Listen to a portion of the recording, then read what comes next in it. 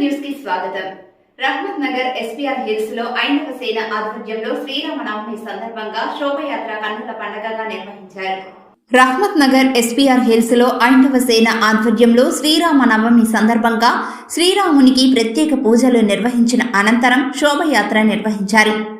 నలుమూలల బస్తీ నుండి వేలాది మంది భక్తులు, యువకులు కాషాయం జెండా చేతిలో పట్టుకొని జై శ్రీరామ్ అంటూ నినాదాలు చేశారు. డీజే పాటలతో నృత్యాలు చేస్తూ శోభయాత్ర కన్నుల పండగగా సాగింది. శోభయాత్ర కదలికలను పరిశీలిస్తూ భారీగా పోలీస్ బందోబస్తు నిర్వహించారు.